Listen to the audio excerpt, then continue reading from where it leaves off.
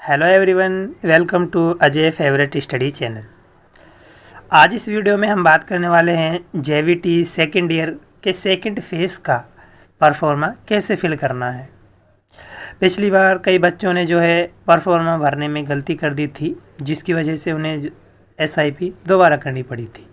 आप भी अपनी एसआईपी सही तरह से पूरी करके कहीं परफॉर्मा गलती से गलत ना भर दें और कहीं एसआईपी आपको दोबारा ना करनी पड़ जाए।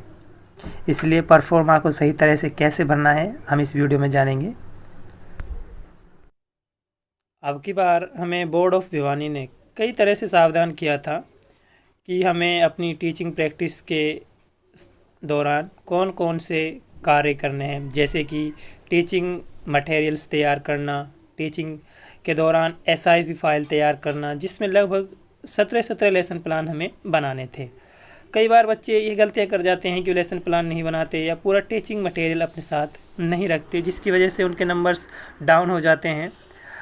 बट ये तो रही एक बेसिक्स इन्फॉर्मेशन। हमें बात करनी थी परफॉर्मा पे कि परफॉर्मा कैसे फिल करने हैं। बोर्ड रोल नंबर, सबसे पहले एक यही गलती हम करते हैं, बोर्ड रोल नंबर और कॉलेज रोल नंबर। बच्चे जो है बोर्ड रोल नंबर पता ही नहीं है आदर्शों को तो कि बोर्ड रोल नंबर है कौन से, वो इसमें जो है कॉलेज रोल नंबर फिल कराते हैं। कॉलेज रोल नंबर वो होते हैं जो कि सिर्फ कॉलेज में ही हमारे काम आते हैं, और बोर्ड रोल नंबर जो कि हमारी सारी जगह काम आते हैं। एक सामान्य सी जानकारी ये होती है कि अगर आप मानो बोर्ड रोल नंबर की जगह हम कॉलेज रोल नंबर भरेंगे तो क्या वो गलती नहीं है, क्योंकि हमारा जो परफॉर्मा है ये कॉलेज में तो रहने वाला है नहीं, ये सिर्फ जो है सीधे सीधे डाइट के द्वारा बोर्ड ऑफ भिवानी में जाना है। और वहाँ पे यह भ्रम पैदा हो जाता है कि कॉलेज रोल नंबर से किसी और को नंबर चढ़ जाते हैं, और कई बार ये गलतियाँ हुई भी हैं, और पिछली बार कई बार बच्चों के जो है गलत नंबर चढ़े भी हैं, जिसकी वजह से उन्हें दोबारा एसआईपी करनी पड़ी थी।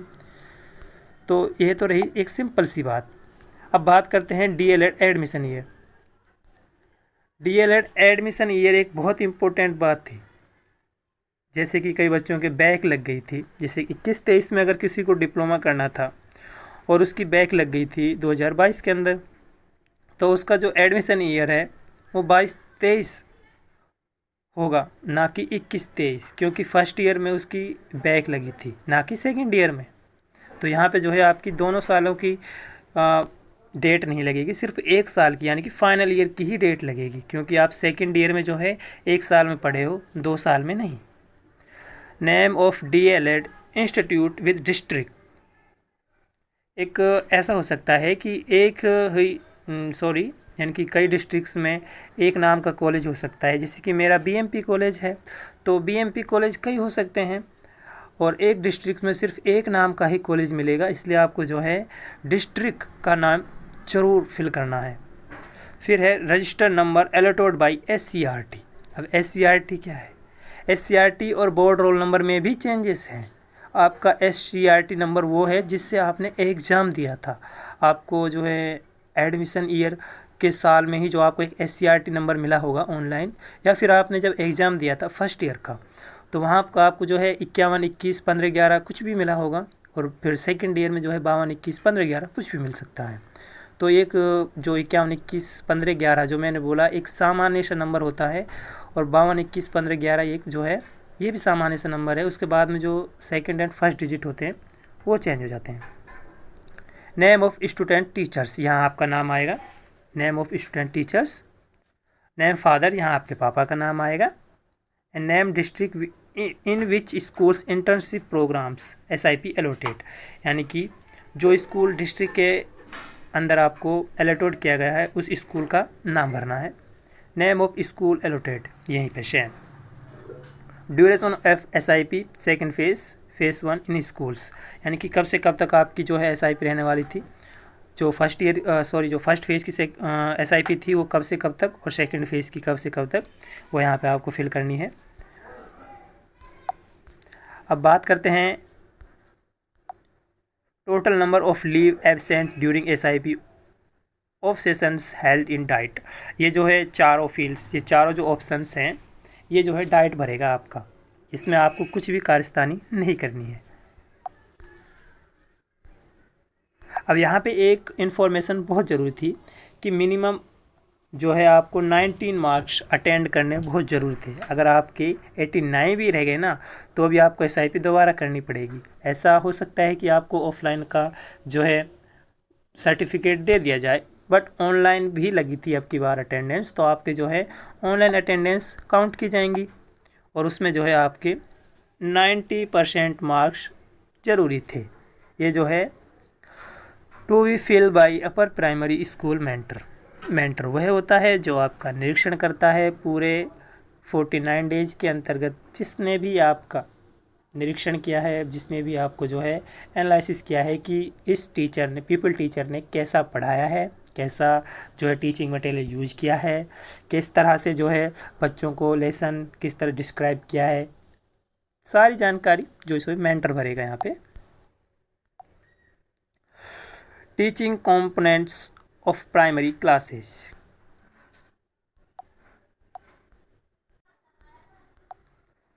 लेसन प्लान, देखो मैंने पहले ही कहा था कि आपको जो है SIP फाइल के दौरान बनाने के दौरान जो है आपको 17 लेसन प्लान ज़रूरी थे। आपको जो है 6 to 8 भेजा गया था, तो उसमें 6 to 8 तो जो 3 सब्जेक्ट्स होते हैं उन्हीं वही पढ़ाना होता है। और 3 सब्जेक्ट्स आपके कौन कौन से, आपके हिंदी उर्दू तो जो है एक कंपलसरी थे। उसमें आपको जो सेकंड सब्जेक्ट्स आपका साइंस भी हो सकता है, बैकग्राउंड आपका जो है इतिहास भी हो सकता है, आपके जो भी आपने सब्जेक्ट्स पढ़ाए थे उसके सारे 17 लेसन प्लान बनाने थे। और उस 17 लेसन प्लान के अंतर्गत आपको कितने नंबर, अगर आपने 17 बनाए हैं तो आप पूरे नंबर गेन करेंगे 50। और अगर आपने पूरे नंबर गेन करने के लिए नहीं बनाए हैं या टाइम पास किया था तो आपको नंबर वही मिलेंगे जो आप गेन करते हो।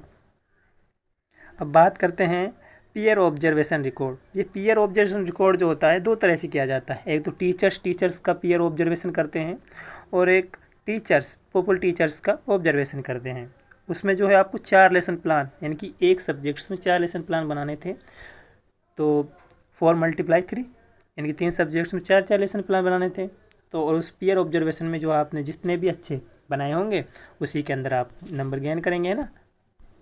यहाँ पे अगर आपने अच्छे बनाए हैं तो 5 to 5 और आपने नहीं बनाए हैं तो वही मिलेंगे जो आप चाहते हैं।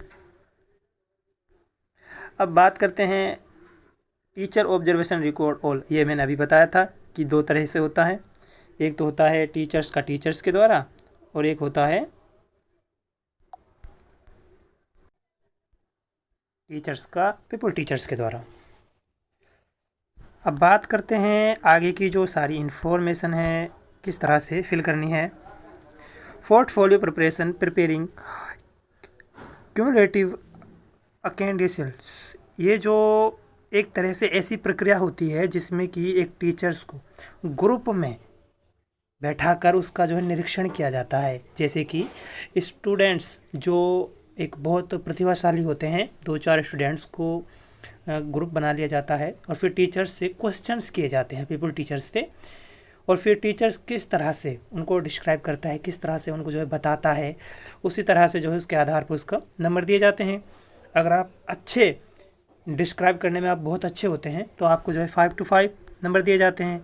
और अगर आप सही तरह से डिस्क्राइब नहीं किए जाते हैं तो उसी तरह से नंबर दिए जाएंगे जो आप चाहते हैं ना। अब बात करते हैं आगे की कि किस तरह से आपको पूरे नंबर मिलेंगे। देखो, अगर आपका प्रिंसिपल से या हेड से या मेंटर से अच्छा व्यवहार रहा है तो आपने अगर सामग्री टीचिंग मटेरियल ना भी बनाया हो कोई बात नहीं, अगर आपका अच्छा व्यवहार रहा था तो फिर भी आप जो है 60 मार्क्स गेन कर सकते हैं। बट आपका व्यवहार थोड़ा ख़राब रहा है, थोड़ा चंचल रहा है स्कूल में, या फिर भी कुछ ऐसा रहा अनवंशी, या उसमें जो है आपके टीचर्स नंबर काट लेंगे, है ना। इसलिए पहले ही कहा गया था कि डाइट्स में आपको जो है अपना व्यवहार ही अच्छा रखना है ना। फिर भी क्या आपको जो है टीचर्स को 45 से ज़्यादा देने पड़ेंगे। उनको जो है ये राइट्स मिला हुआ है आपको कि आपको 45 से ज़्यादा नंबर मिलेंगे, ठीक है। अगर नहीं मिलते हैं तो ज़बरदस्ती तो नहीं कर सकते, बट आप सही नंबर देने पड़ेंगे टीचर्स को, है ना। अब बात करते हैं सिग्नेचर ऑफ सब्जेक्ट्स टीचर्स। देखो ऐसा थे नहीं कि हम ही पढ़ाने गए थे ना, हमसे पहले भी वो कोई सब्जेक्ट्स पढ़ा रहे होंगे। तो जैसे कि हिंदी, हमने हिंदी बाद में पढ़ाया था, उससे पहले भी तो कोई टीचर पढ़ा रहा होगा हिंदी, तो वही जो हमारा मेंटर रहा रहेगा किसका, हिंदी का, उसके जो यहाँ पे सिग्नेचर होंगे हिंदी के टीचर के।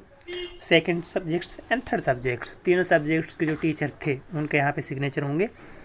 And signature of head with stamps. देखो स्टाम्प लगवाना मत भूलना, क्योंकि ये एक सिंपल सा फॉर्मेट है फॉर्म का, है ना, और आप ऐसे ही फिल करके ले जाओगे तो डाइट इसे जो है मानेगा नहीं, मान्य नहीं करेगा, क्योंकि इस पे स्टाम्प होना बहुत ज़रूरी है। किसका, पे उस स्कूल का जो आपको अलोटेड किया गया था, है ना। Signature of principal DIET with stamps, ये जो है डाइट वाले का काम है, वो अपने आप कर देंगे इसको, है ना। बाकी जानकारी आपको अगर अच्छी लगी हो तो like and subscribe my channel, okay. और आगे की आने वाली वीडियोस देखना चाहते हैं ना, तो बेल आइकन दबाना ना भूलना। Thank you for watching my video.